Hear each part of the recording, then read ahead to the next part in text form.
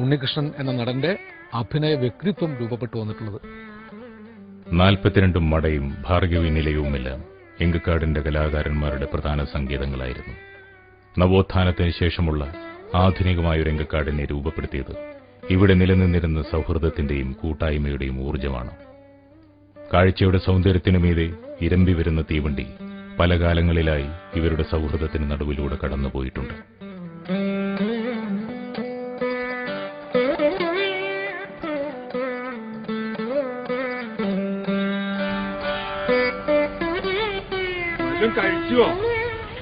സംഗീതം എന്ന് പറയുന്നത് അദ്ദേഹത്തിന്റെ മനസ്സിൽ എപ്പോഴും ഉണ്ടായിരുന്നതാണ്.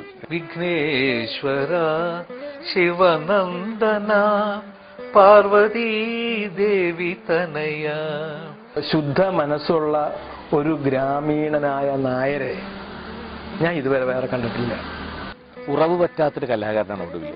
നിരൂപകർക്കിടയിലും ആസ്വാദകർക്കിടയിലും ഒരേ തരത്തിൽ ശ്രദ്ധ പിടിച്ചു പറ്റിയ അഭിനയമായിരുന്നു ഉണ്ണികൃഷ്ണൻ്റേത്.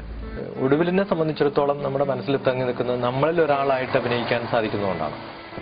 Nobody else deserves it. No other actor comes to that level. എന്തേ ഒടുവിലായി പോയെന്നാണ് ദേവരായൻ മാഷ് ചോദിച്ചത്. തന്റെ സുഹൃത്തിനെ എനിക്ക് ഈ രൂപത്തിൽ കാണണ്ട, എനിക്ക് മറ്റേ രൂപത്തിൽ തന്നെ കണ്ടാൽ മതി എന്നും അത് തിരിച്ചു പോകുന്നത് ഒരുപക്ഷെ ഇന്ത്യൻ സിനിമകളിലോ അല്ലെങ്കിൽ ലോക സിനിമകളിലോ ഇല്ലാത്ത ഒരു സൗഹൃദത്തിന്റെ കഥ പറയുന്ന രംഗങ്ങളാണത്.